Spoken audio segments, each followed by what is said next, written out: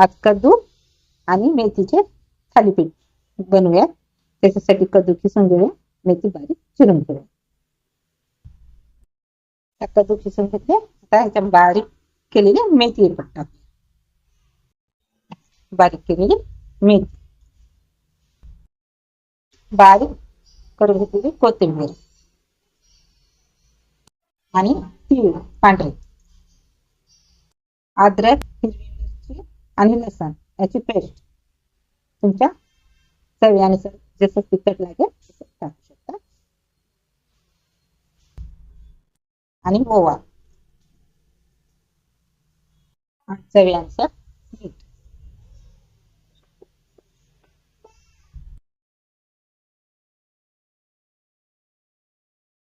सर्व साहित्य मिक्स करून घेऊन गव्हाचं पीठ आणि बेसन, गव्हाचं पीठ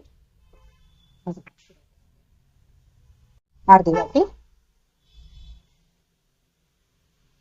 डाळीचं पीठ, बेसन आणि तांदळाचंही टाकू शकता कडक पाहिजे असेल तर. आता मळून घेऊया.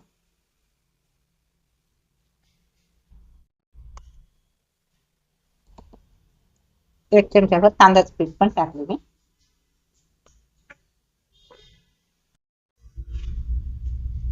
आता छान चुरून घेऊ.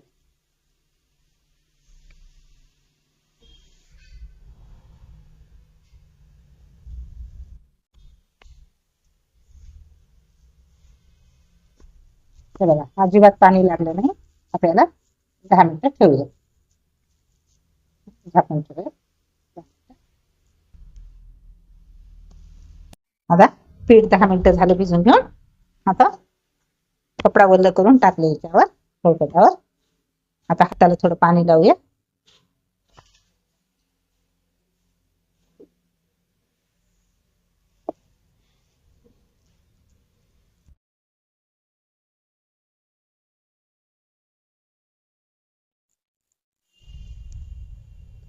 तुम्हाला आवडत असेल तर हळद टाका.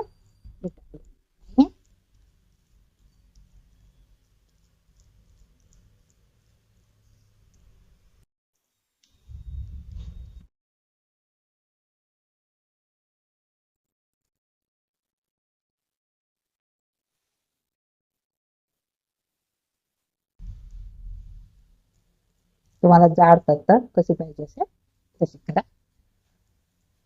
त्याला छिद्र करून घ्या.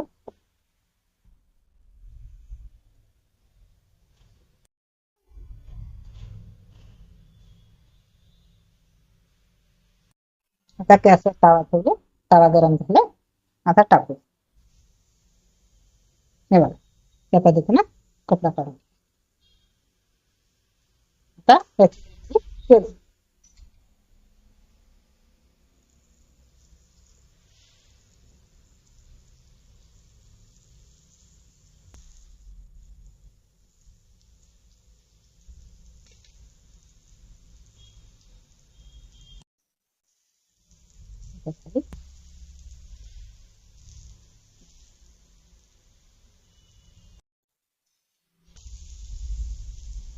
खरपूस भाजून घ्या. आता दुसरं